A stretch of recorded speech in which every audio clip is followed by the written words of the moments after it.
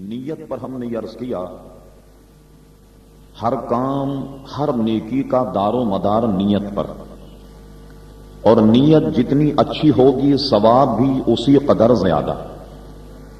امام بخاری رحمت اللہ تعالی علیہ کو 6 لاکھ حدیثیں یاد تھیں۔ بخاری شریف کا جب آغاز کیا تو آغاز ہی نیت والی حدیث سے کیا، جس کے راوی حضرت عمر ابن خطاب رضی اللہ تعالیٰ عنہ کہ انما الاعمال بالنیات، سارے اعمال کا دار و مدار جو ہے وہ نیتوں پر۔ زکوٰۃ میں بھی نیت کرنی ہوگی، روزہ رکھنے میں بھی نیت کرنی ہوگی، اور اسی طریقے سے نماز میں بھی نیت کرنی ہوگی، سوائے اس کے کہ چند استثناءات ہیں، اگر موقع ہوا تو عرض کیا جائے گا۔ جیسے غسل کرنے میں اگر کسی کی نیت نہ ہو، غسل ہو جائے لیکن ثواب سے محروم رہے گا۔ وضو کرنے میں اگر نیت نہ کی تو وضو ہو جائے گا لیکن وضو کے ثواب سے محروم ہو جائے گا۔ لیکن بعض عبادتیں ایسے ہیں کہ بغیر نیت کے نہیں، ان میں سے ایک نماز کی جب تک نیت نہ ہو اس وقت تک نماز ہوگی نہیں۔ اور نیت کیا ہے کہ ہم یہ کہیں کہ میں 4 رکعت نماز اتنی رکعت اس امام کے پیچھے پڑھتا ہوں، صرف یہ نہیں، بلکہ دل میں اگر ارادہ بھی ہو تو اس ارادے کو بھی نیت کہا جاتا ہے۔ صرف مستحب لکھا علماء نے کہ جب آدمی کا دل کا ارادہ بھی نماز پڑھنے کا ہو تو اس میں بہتر اور مستحب یہ ہے کہ وہ منہ سے بھی کہہ لے۔ بہتر یہ ہے کہ سنت اگر پڑھ رہا ہو تو سنت کا نام لیں، فرض اگر پڑھ رہا ہو تو ظہر، آج کی ظہر یا آج کی عصر پڑھتا ہوں اس امام کے پیچھے، منہ طرف کعبہ شریف کے، اس میں رکعت کی تعداد کا نام لے۔ اسی طرح اگر تراویح پڑھ رہا ہو تو تراویح چونکہ سنت ہے اس لیے سنت تراویح کا نام لے، یا سنت کہہ دے تب بھی ہو جائے، تراویح کہہ دے تب بھی ہو جائے۔ نفل اگر پڑھ رہا ہے تو نفل کا نام لے، واجب اگر ادا کر رہا ہو تو واجب کہے، فرض اگر ادا کر رہا ہو تو فرض کہے۔ تو یہ نیت کا مختصر درجہ یہ ہے کہ دل میں اتنا پختہ ارادہ ہو کہ بر وقت اگر کوئی سوال کرے تو اسے بغیر تردد اور جھجک کے یہ کہہ دے کہ میں ظہر کی نماز پڑھ رہا ہوں، سنت پڑھ رہا ہوں، فرض پڑھ رہا ہوں۔ کم سے کم نیت کا درجہ یہ کہ جب وہ نماز کے لیے کھڑا ہو تو نیت حاضر ہو کہ وہ کون سی نماز پڑھ رہا۔ اب اس میں چند تفصیلات، جیسے کسی شخص کے دل میں ارادہ تو ظہر کی نماز پڑھنے کا، لیکن اس کے منہ سے نکل گیا کہ میں عصر کی نماز پڑھ رہا ہوں تو نماز ہو جائے گی۔ اسی طرح کوئی عصر کی نماز پڑھ رہا، دل میں ارادہ ظاہر عصر کی نماز پڑھنے کا، اگر منہ سے عشاء کا وقت نکل گیا نیت درست ہو جائے گی، جو منہ سے نکلا اس کا اعتبار نہیں کریں گے، جو دل میں ارادہ ہے اس کا اعتبار کیا جائے گا۔ اسی طریقے سے نماز جنازہ میں بھی وہ مطلق نیت کرے کہ میں اس میت کی نیت کرتا ہوں، اس یعنی بالکل جو جنازہ سامنے ہے اس کی طرف اس کا ذہن میں اشارہ ہو کہ میں اس میت کی نماز جنازہ کی نیت کرتا ہوں۔ اگر اس نے یہ کہا کہ میت جو ہے وہ ہے خاتون کی اور اس نے اگر مرد کی نماز جنازہ کی نیت کی تو اس کی نماز نہیں ہوگی۔ اگر یہ غلطی امام سے ہو گئی تو ظاہر ہے کہ کسی کی بھی نماز نہیں ہوئی جب امام ہی کی نماز نہ ہو۔ تو مطلق اگر میت کی نیت کر لے تو چاہے وہ مرد ہو یا عورت ہو نماز ہو جائے۔ اسی طرح مطلق امام کی نیت کرے کہ پیچھے اس امام کے، امام کو معین نہ کرے۔ جیسا کہ ایک صاحب نے مسئلہ پوچھا کہ ہم نے ایک جگہ نماز پڑھی تو امام صاحب کو ہم جانتے تو ہم نے نام لے کر کے کہا کہ فلاں امام صاحب کے پیچھے منہ طرف کعبہ شریف۔ اب اس کے بعد جب دعا ہوئی تو نیچے جب جھانک کر دیکھا تو وہ امام صاحب موجود نہیں تھے جن کا نام لیا۔ تو ایسی صورت میں امام معین کی اگر نیت کر لی تو نماز نہیں ہوگی کہ اس نے ذہن میں معین کیا اور وہ امام موجود نہیں ہے، لہذا مطلق کرے کہ اس امام کے پیچھے نماز پڑھتا ہوں منہ طرف کعبہ شریف۔ اسی طریقے سے مقتدی کے لیے اقتداء کی نیت تو ضروری ہے کہ میں اس امام کے پیچھے نماز پڑھتا ہوں، لیکن امام کے لیے مقتدی کی نیت کرنا یہ ضروری نہیں۔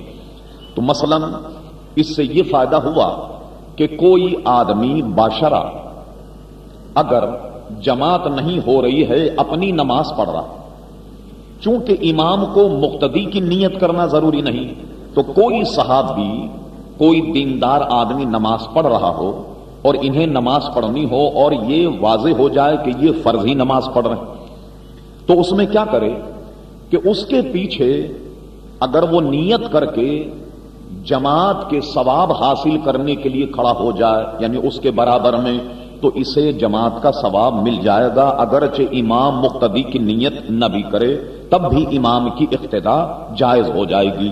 مقتدی کو بہرحال امام کے پیچھے ہونے کی نیت کرنا ہوگی۔ اسی طریقے سے جب وتر کی ہم نماز پڑھیں تو وتر کی نیت کر کے پڑھیں، سنت کی نیت، سنت اگر پڑھیں تو سنت کی نیت کر کے پڑھیں، لیکن اس میں اتنا بھی استثناء ہے کہ کوئی مطلقاً ظہر کی نماز میں یہ کہہ دے کہ 4 سنت ادا کرتا ہوں طرف کعبہ شریف کے، تب بھی ہو جائے گی۔ اسی طریقے سے نوافل میں مطلق اگر وہ نیت کر لیتا ہے کہ میں 2 رکعت نماز نفل پڑھتا ہوں، وقت کا وہ نام نہیں لیتا، تب بھی اس کی نماز ہو جائے گی۔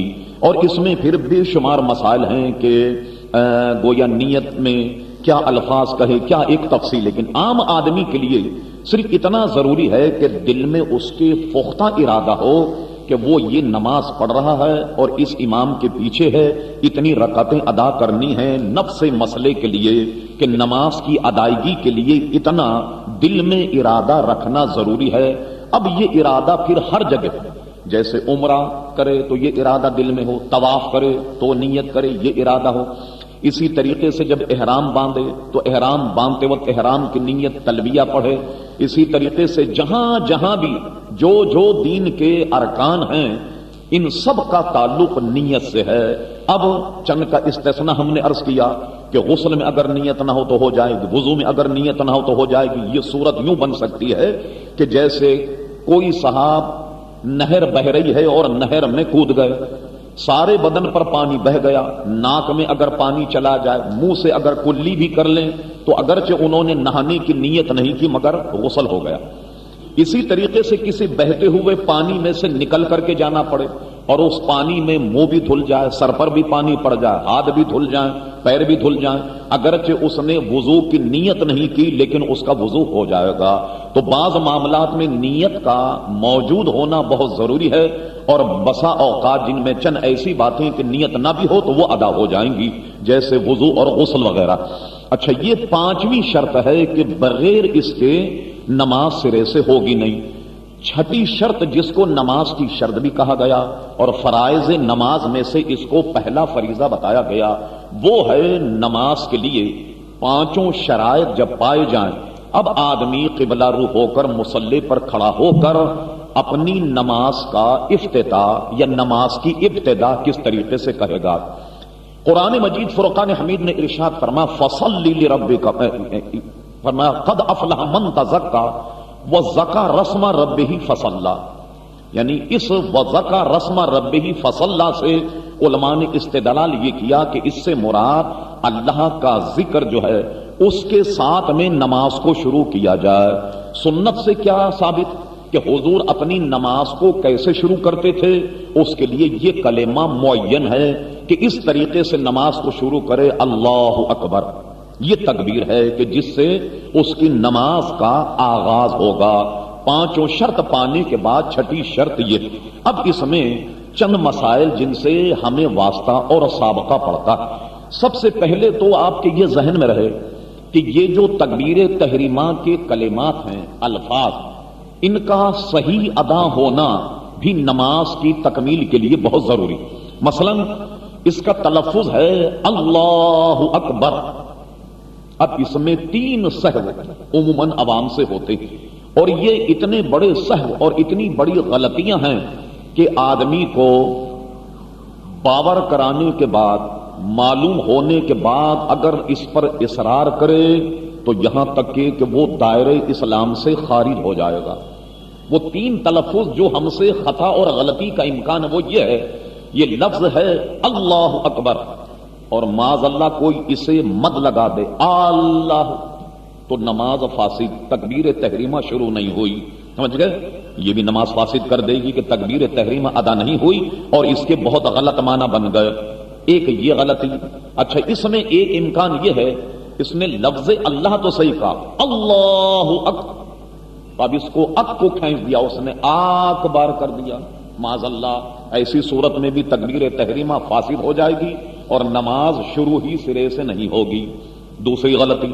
تیسری غلطی یہ ہے کہ اس نے باقی سب صحیح پڑھ کر آخر میں یوں کر دیا اللہ اکبر، یہ یہاں ٹھیک پڑھ کر لفظ بر جو ہے اس کو بار کر دیا. ایسی صورت میں بھی یہ تکبیر درست نہیں، فاسد ہو جائے گی اور اس کی نماز کا آغاز سرے سے ہوگا ہی نہیں. تو ان تین غلطیوں کو بہت اچھی طریقے سے صحیح کر لیا جائے، یعنی اس کے تلفظ کو بار بار کر کے، اس کی تکرار، اس کو ریپیٹ کر کے اچھی طریقے سے اس کے تلفظ کو درست کر لیا جائے.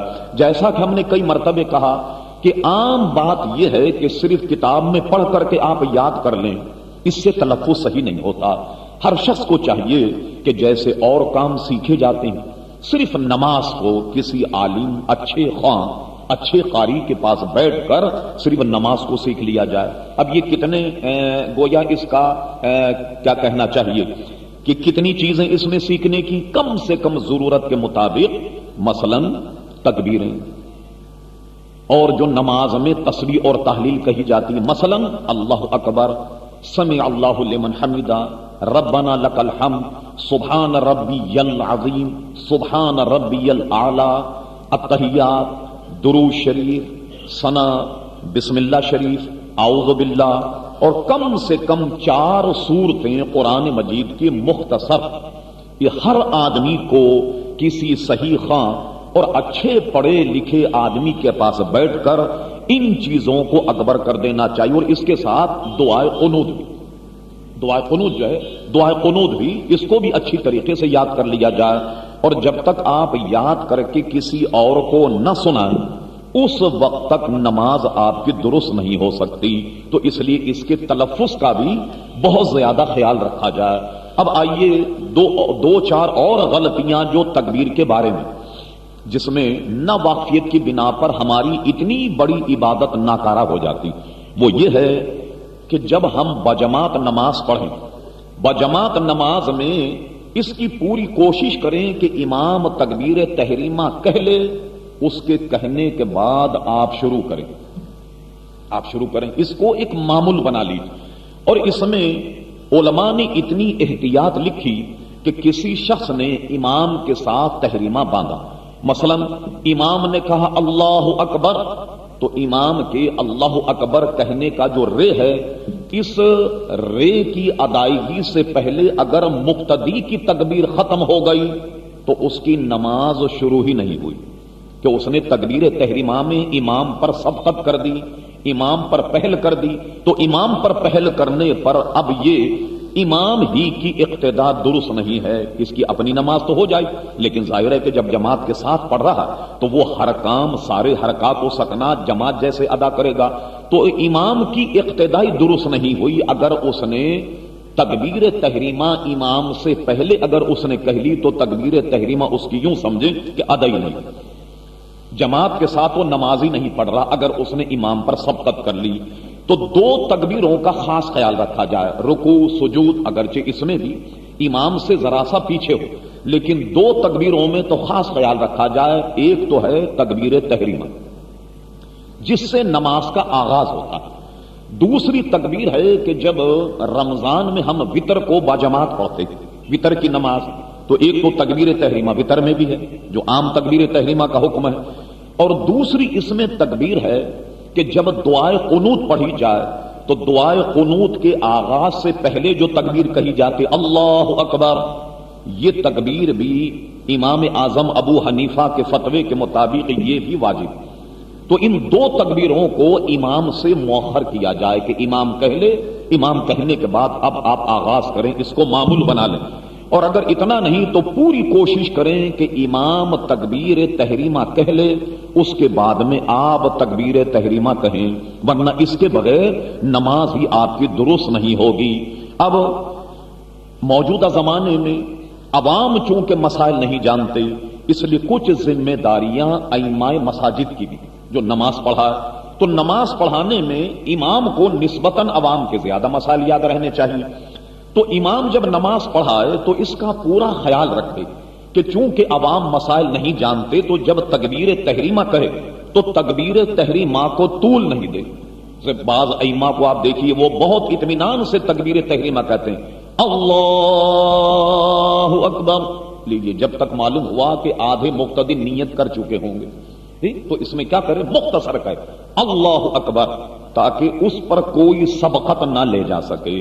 اس کو اتنے مختصر کر دے کہ کوئی امام پر سبقت نہ لے سکے, تاکہ جو مسائل نہیں جانتے کم سے کم ان عوام کی نماز کا تحفظ ہو جائے, ان کی حفاظت ہو جائے. اچھا, اور جو دوسری تکبیریں منع اس میں بھی کیا گیا. جیسے عموماً آپ دیکھیے کہ جب جماعت ہو تو ابھی امام صاحب رکوع سے اٹھے نہیں کہ مقتدی اٹھ جاتا ہے. سمع اللہ لمن حمدہ امام نے کہا, ضرورت کے مطابق وہ کھڑا, لیکن مقتدی ابھی امام اللہ اکبر کر کے سجدے میں نہیں جا رہا, لیکن بعض نمازی اپنے گھٹنے ٹیک دیتے ہیں کہ امام سے پہلے سجدہ.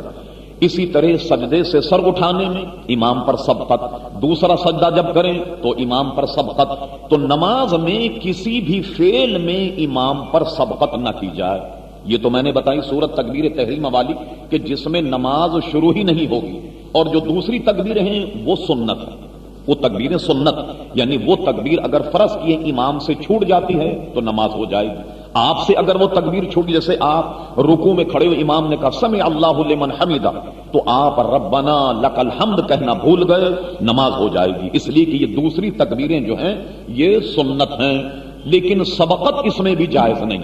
حدیث شریف میں فرمایا گیا کہ جو آدمی امام سے پہلے سر رکھے یعنی سجدے میں اور امام سے پہلے سر اٹھائے تو حضور فرماتے خوف ہے کہ اللہ تبارک و تعالی اس کے سر کو کہیں گدھے کے سر سے تبدیل نہ کر دے.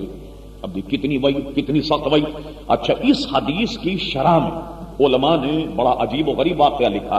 کہتے ہیں کچھ علماء ایک بہت بڑے حدیث داں سے حدیث پڑھتے تھے, محدث سے, وہ ان کو نقاب ڈال کر کے حدیث پڑھاتے تھے. شاگردوں کی یہ بات سمجھ میں نہ آئی. ایک مرتبہ انہوں نے استاد سے استفسار کیا کہ آپ نقاب اوڑھ کر کے حدیث کیوں پڑھاتے, تو آپ نقاب ہٹائیے. تو انہوں نے منع کیا, لیکن طلباء کے اصرار پر جب انہوں نے نقاب کو الٹا تو معتبر اکابر علماء نے اس واقعے کو نقل کیا. یوں ہی اگر کہیں قصے اور کہانی میں اگر ہوتا غیر معتبر تو میں بھی اسے بیان نہیں کرتا, لیکن اکابر علماء نے اسے بیان کیا. جب انہوں نے نقاب اٹھایا تو ان کا سر پورا گدھے جیسا تھا. سارے شاگرد جو تھے وہ بڑے حیران اور پریشان, یہ کیا معاملہ. انہوں نے کہا حضور یہ کیا ہوا, آپ تو حدیث پڑھاتے.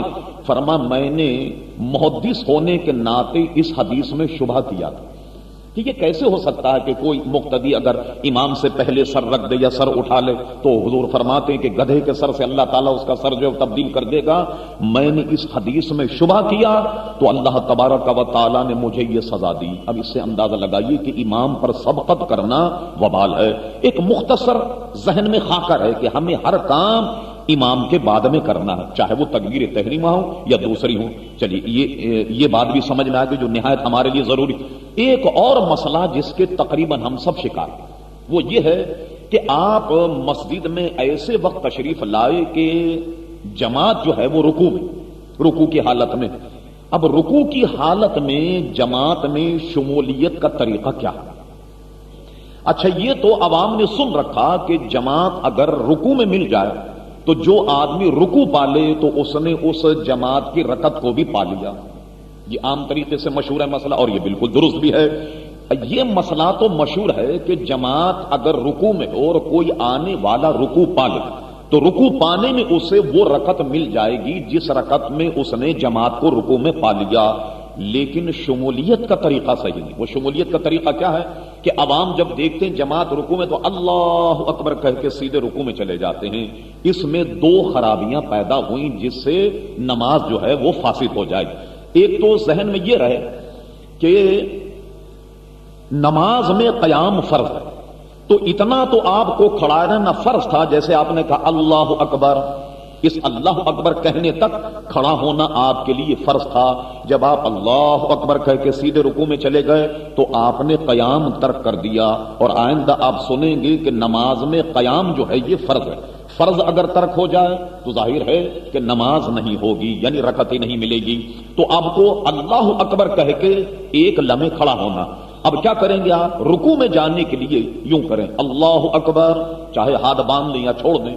اللہ اکبر اللہ اکبر.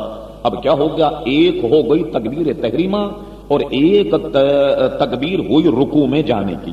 دو تکبیریں الگ ہوں گی. خرابی کیا پیدا ہوئی یہاں؟ دو خرابیاں سنیے. وہ کیا؟ ایک تو یہ کہ جب آپ نے کہا اللہ اکبر اور سیدھے چلے گیا تو ایک تسبیح کی مانند بھی جب آپ نے قیام نہیں کیا تو ایک فرض نماز کا چھوٹ گیا. ایک بات. دوسرا سنیے، علماء اس پر متفق ہیں کہ جن نماز میں قیام فرض ہے اس میں تکبیر تحریمہ کے لیے بھی قیام فرض ہے. یعنی جب تکبیر تحریمہ کہیں تو اس میں کھڑا رہنا بھی فرض ہے، یا یوں کہہ دیں کہ یہ تکبیر تحریمہ کا رکن ہے یا شرط ہے کہ جب تک تکبیر تحریمہ کھڑے ہو کر نہیں باندھی جائے تو تکبیر تحریمہ ادا نہیں ہوگی. کیا مطلب ہوا اس کا؟ کہ جب آپ تکبیر تحریمہ کہیں کون سی نماز میں؟ جس میں قیام فرض ہے تو آپ کو تکبیر تحریمہ کھڑے ہو کر کہیں اللہ اکبر، کھڑے ہو کر آپ کہیں. اب اس کے بعد رکوع میں تشریف لے جائیں. کھڑے ہونا اس کے لیے ضروری. اب جب آپ نے کہ اللہ اکبر کہہ کے آپ سیدھے رکوع میں چلے گئے، اگر اس کو ہم رکوع کی تسبیح نہیں تکبیر تحریمہ کہیں تو تکبیر تحریمہ جو ہے آپ نے قیام کی حالت میں نہیں کہی، لہذا ایسی صورت میں بھی نماز جو ہے وہ فاسد ہو جائے گی. تو اس کا طریقہ کیا ہے جماعت میں شمولیت کا؟ کہ پہلے اطمینان سے ایک تکبیر کہیں اللہ اکبر، یہ تکبیر تحریمہ ہو گئی. اب دوسری تکبیر کہیں اللہ اکبر، رکوع میں چلے جائیں. ضمن عرض کر دوں کہ کتنا وقت رکوع میں درکار ہے کہ جس سے رکوع مل جائے تو جماعت مل جائے، یعنی وہ رکعت مل جائے. اللہ اکبر کہہ کے آپ رکوع میں چلے گئے تو آپ کے ہاتھ جو ہیں وہ گھٹنوں تک پہنچ جائیں. اگرچہ گھٹنوں تک پہنچتے ہی امام نے آواز دی سمع اللہ لمن حمیدہ، تو گھٹنوں تک اگر آپ کے ہاتھ پہنچ گئے، اگر آپ ایک مرتبہ سبحان ربی العظیم نہ کہہ پائے لیکن وہ رکعت مل جائے، اس لیے کہ گھٹنوں تک ہاتھ پہنچ گئے تو گویا آپ کا رکوع مل گیا. اگرچہ آپ نے رکوع کی تسبیح نہ کہی ہو لیکن وہ رکعت اور وہ رکوع آپ کو مل جائے گا. یہاں ایک بات ضمناً یہ ذہن میں رہے کہ تکبیر تحریمہ میں قیام شرط ہے، فرض ہے. کن میں؟ جن میں کہ نماز میں قیام فرض ہے. یہ میں نے اس لیے کہا کہ نوافل میں قیام فرض نہیں. نوافل کی نماز اگر آپ بیٹھ کر پڑھیں گے، ظاہر ہے بیٹھ کر ہی تحریمہ باندھیں گے، تو نوافل میں تکبیر تحریمہ کھڑے ہو کر کہنا فرض نہیں. کیوں؟ اس لیے کہ نوافل میں قیام فرض نہیں ہے. اگر بیٹھ کر بھی آپ نوافل پڑھیں تو آپ نوافل پڑھ سکتے ہیں، لیکن یہ طے ہے کہ کھڑے ہو کر جو نوافل ادا کیے جائیں گے ان میں ثواب زیادہ، بیٹھ کر نوافل ادا. لیکن بیٹھ کر اگر پڑھیں تو نماز ہو جائے گی. اس میں بھی تکبیر تحریمہ بیٹھ کر اگر آپ باندھیں تو اس میں چونکہ قیام فرض نہیں ہے اس لیے تکبیر تحریمہ بیٹھ کر جائز. اچھا، اس سے ایک نقصان اور وہ یہ کہ عموماً آپ نے دیکھا یہ مسئلہ سینکڑوں صفحات پر آپ کو حدیث کی گویا شرح میں اور فقہ کی کتابوں میں ملے گا. وہ یہ ہے مریض کی نماز. عموماً کیا ہوتا ہے کہ ہمیں ذرا سا بخار ہو جائے، نزلہ ہو جائے، کوئی تکلیف ہو جائے تو ہم نے یہ سن لیا کہ بھئی جو آدمی کھڑے ہو کر نماز نہ پڑھ پائے وہ بیٹھ کر نماز پڑھ لے.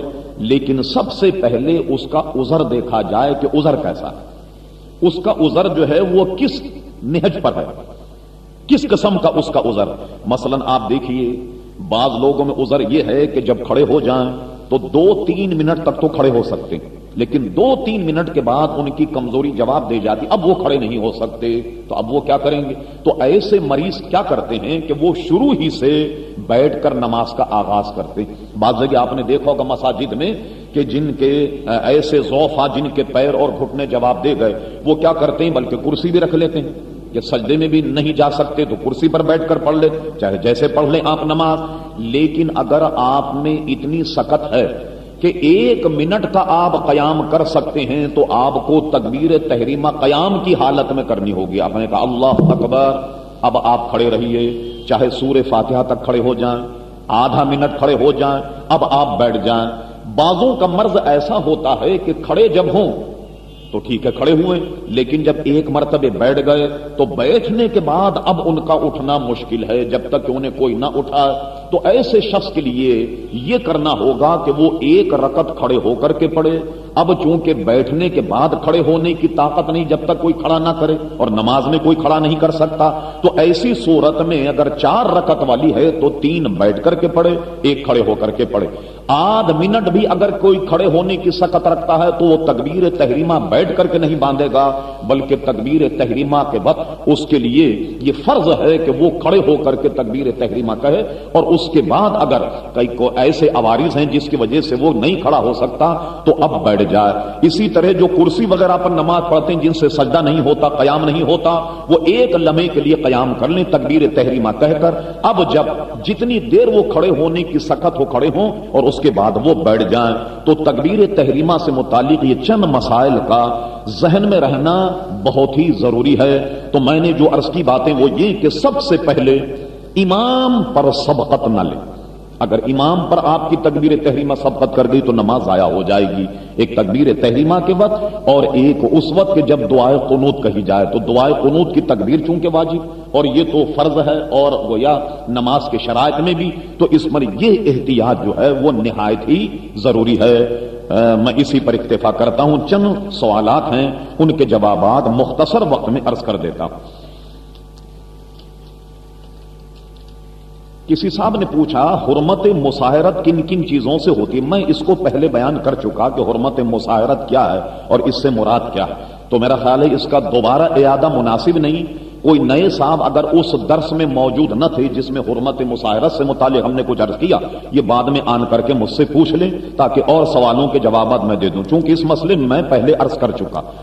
غیر مسلم کو مسلمان کرنے کا طریقہ کیا ہے، کس طریقے سے کیا جائے، یہ بڑا اچھا مسئلہ آپ نے پوچھا. اور یہ عام مسلمانوں کے لیے بہت ہی زیادہ سمجھنے کی ضرورت ہے. بلکہ میں تو ان کا شکریہ ادا کرتا ہوں جنہوں نے یہ مسئلہ پوچھا، تاکہ ان کے پوچھنے سے آپ تک بھی مسئلہ پہنچ جائے. دیکھیے، مسلمان کرنے کے لیے کسی شخص کو کوئی لمبے چوڑے وسیع اور عریض کلمات کی ضرورت نہیں، صرف اسے کلمہ طیبہ پڑھا دیں. لا الہ الا اللہ محمد رسول اللہ صلی اللہ علیہ وسلم، یہ کلمہ پڑھا دیں. اور ہو سکے تو یہ بھی کہہ دیں کہ بھئی آپ یہ کہہ دیں کہ میں اپنے کفر سے توبہ کر کے سچے دل سے اسلام قبول کر لیتا ہوں. یہ عوام اتنا کلمہ پڑھانے کے بعد اب آپ اس کو کسی عالم دین یا کسی ادارے میں لے جائیں تاکہ وہ تفصیل سے اس کو شرعی احکامات سے باور کرانے کے بعد وہ اس کو سند دے گا کہ اس نے میرے ہاتھ پر فلاں ادارے میں اسلام قبول کیا، جو اس کے پاس قبول اسلام کی ایک سند ہوگی. ٹھیک. اب اس میں جو خرابی ہے وہ بڑی عجیب و غریب. بہت ممکن ہے کہ آپ میں سے بعض حضرات تعجب کریں گے کہ مولانا نے یہ مسئلہ کیسے بتا دیا. اس لیے آپ کسی اور ماہر عالم سے بھی اگر اس سے پوچھ لیں تو انشاءاللہ وہ وہی بیان کرے گا جو یہ فقیر عرض کر رہا. کوئی صاحب جب آپ کے پاس اسلام قبول کرنے کے لیے آئیں کہ صاحب مجھے کلمہ پڑھائیے، مسلمان بنائیے، وہ اگر 1 منٹ تو 1 منٹ چند سیکنڈ کا بھی اگر وقت لگا دے تو یہ کافر ہو جائے. ذرا ٹھہریے، میں مصروف ہوں، آپ ذرا بیٹھیے، آپ ذرا ظہر میں آ جائیے، فجر میں اگر آئے. بھائی دیکھیے، ظہر کی نماز کا وقت ہے، اس وقت میرے پاس بڑا کام ہے، آپ ذرا عصر میں تشریف لے جائیے، خود دائرے اسلام سے خارج ہو جائے. یہاں تک کہ وہ یہ کہے کہ بھئی آپ تو چونکہ مسلمان نہیں، ذرا وضو کر کے آئیے، تب بھی یہ دائرے اسلام سے خارج ہو جائے گا. یہ کہیں کہ آپ ناپاک ہیں تو آپ ذرا غسل کر کے آئیے، تب بھی دائرے اسلام سے خارج ہو جائے گا. کوئی امام یا عالم نماز پڑھانے کے لیے جا رہا ہے، کوئی اسے ملے یہ میں مسلمان ہونا چاہوں گا، نماز کے بعد آپ کو اسلام قبول کرائیں گے، یہ خود دائرے اسلام سے خارج ہو جائے گا. لوگ یہ سمجھتے ہیں کہ بھئی ہم تو گناہگار آدمی، بتائیے ہم کیسے کلمہ پڑھائیں، چلو کسی عالم سے. بھائی کلمہ پڑھانے میں کیا حرج؟ بعض لوگ اس فتنے سے کلمہ نہیں پڑھاتے. بھائی اس کی برادری جو ہے، عیسائی برادری یا ہندو برادری جو ہے، وہ بڑا ظلم اور ستم ڈھاتی ہے جب کوئی اسلام قبول کرے. صاحب اس پھڈے میں کون پڑھا جائے؟ نہیں. ایک شخص جب کلمہ طیبہ پڑھنے کے لیے آیا تو آتے ہی اس کو بغیر کسی تاخیر کے کلمہ پڑھا دیا. کھڑا ہوا ہے تو کھڑے میں پڑھا دے، بس میں مل جائے وہاں پڑھا دے، کہیں بھی ہو جائے اس کو کلمہ پڑھانے میں دیر نہ کی جائے. اس قسم کے معاملات ہمارے پاس کافی آئے اور آپ جانتے ہیں اس میں نقصان اور خسران کا عالم کیا ہے. مثلا ایک شخص کی عمر، یعنی مسئلہ ذہن میں بیٹھ جائے آپ، ایک شخص کی عمر ہے 50 سال اور اس سے ایک شخص آن کر کے کہتا مجھے کلمہ پڑھا دو. وہ کہتا میرے پاس وقت نہیں، بعد میں آ جائیے، غسل کر کے آئیے، یا کوئی اور کسی سے اس کو ٹال دیا اس نے، تو آج تک اس نے جتنی نمازیں پڑھی ہیں سب ضائع، جو حج کیا ہے وہ ضائع، جو نیکیاں کی وہ ضائع، جتنے بھی اس نے نیک کام کی یہ سب کے سب ضائع ہو گئے۔ اب یہ کیا کرے گا؟ اس آدمی کے ساتھ یہ شخص بھی کلمہ پڑھ کے دوبارہ مسلمان ہوگا اور اپنے اس گناہ سے توبہ کرے گا، جو اس بھائی کو توبہ کرانے میں جو مجھ سے تاخیر ہوئی ہے اس سے وہ توبہ کرے۔ صرف توبہ ہی نہیں